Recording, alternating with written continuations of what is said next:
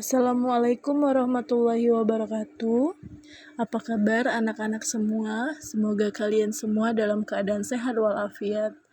Hari ini kita akan belajar tema 9, subtema 1 kekayaan sumber energi di Indonesia, pembelajaran 3.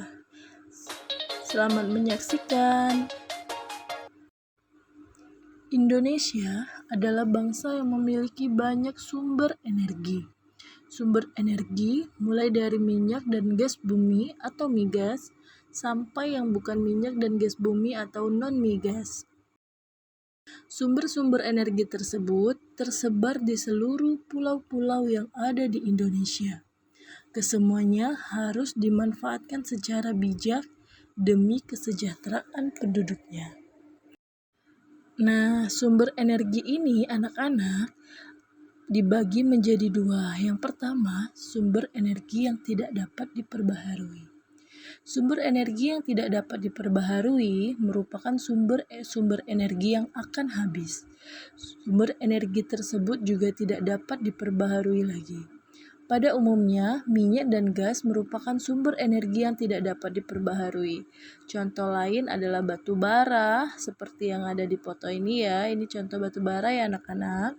Gas alam, itu seperti gas bumi tuh. Di sini ditampilkan foto pertambangan minyak ya, dan hasil tambang lainnya. Hasil tambang lainnya itu seperti timah, emas, perak, nikel, dan lain-lain ya. Minyak bumi dan batu bara merupakan sumber energi yang berasal dari tumbuhan dan makhluk hidup yang terpendam selama jutaan tahun. Minyak bumi dan batu bara akan habis jika digunakan secara terus-menerus. Kedua, sumber energi yang dapat diperbaharui. Sumber energi yang dapat diperbaharui merupakan sumber energi yang tidak akan habis meskipun digunakan secara terus-menerus. Sumber energi ini dapat memperbaharui diri. Ada pula sumber energi yang bisa diusahakan atau dibuat oleh manusia. Meskipun demikian, kita tetap harus bijak dan hemat dalam menggunakannya. Contoh sumber energi ini adalah air, matahari, hewan, dan tumbuhan. Jadi, walaupun ini tidak akan pernah habis, tapi kita tetap harus hemat ya anak-anak. Matahari merupakan sumber energi yang terbesar bagi bumi. Energi matahari tidak akan pernah habis digunakan. Energi matahari bermanfaat bagi seluruh alam, terutama makhluk hidup. Kegiatan ini akan memudahkanmu memahami manfaat energi matahari bagi kehidupan manusia. Jadi anak-anak, energi matahari ini merupakan energi yang terbesar di bumi ya. Nah, sekarang anak-anak bisa memperhatikan dari gambar ini. Ini memperlihatkan manfaat energi matahari. Melalui gambar ini, kalian bisa menyimpulkan manfaat dari energi matahari dalam sebuah peta konsep. Nah, ini merupakan peta konsep manfaat energi matahari. Jadi manfaat energi matahari itu ada 4, bagi manusia, bagi hewan, bagi alam, dan bagi tumbuhan. Bagi manusia, matahari bermanfaat untuk mengeringkan pakaian sebagai pembangkit listrik tenaga surya, membantu petani garam, mengeringkan gabah atau padi, kemudian yang terakhir sumber vitamin D. Selanjutnya, manfaat energi matahari bagi hewan. Menghangatkan tubuh, membantu penyerapan kalsium untuk pertumbuhan, membantu proses pencernaan, mengeringkan bulu atau rambut.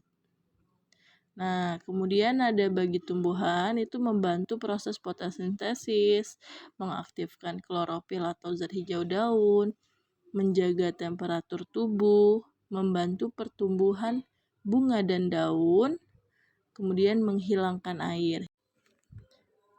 Kemudian, manfaat energi matahari bagi alam.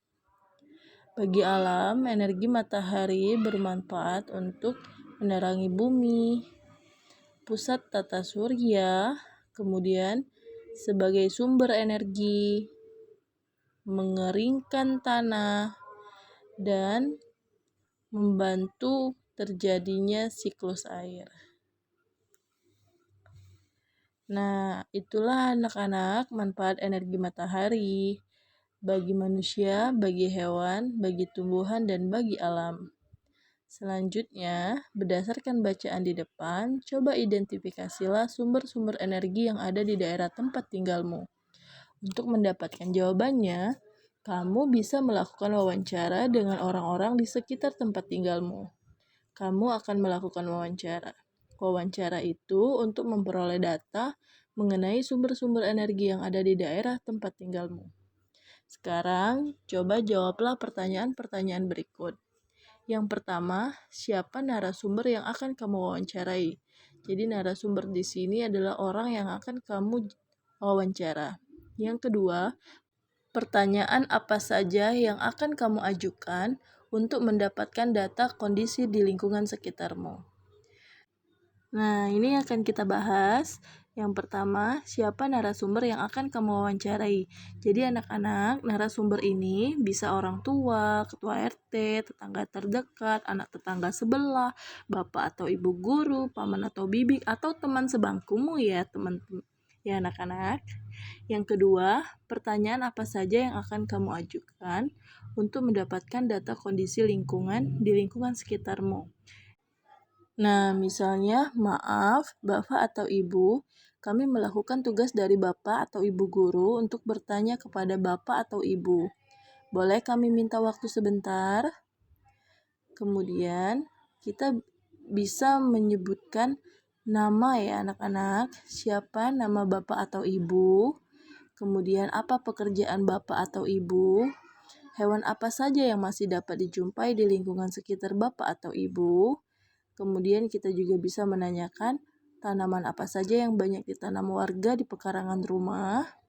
Apakah ada kegiatan rutin kerja bakti untuk membersihkan lingkungan sekitar, atau bertanya, apakah masyarakat sekitar membuang sampah pada tempatnya?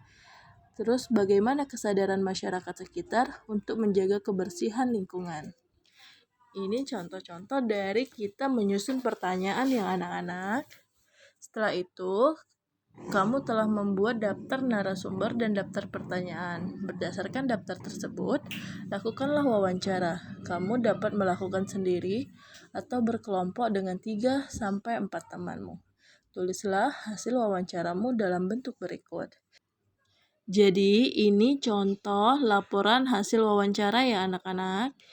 Ada nama narasumber, pertanyaan, dan jawaban. Nah, nama narasumber ini jika kalian menggunakan teman sekelas, jadi namanya harus ditulis dengan jelas ya, dan harus orang yang berbeda-beda setiap narasumber. Kemudian satu orang disarankan itu kalau bertanya sesama kelompok, satu orang membuat satu pertanyaan, kemudian meminta jawaban kepada narasumber.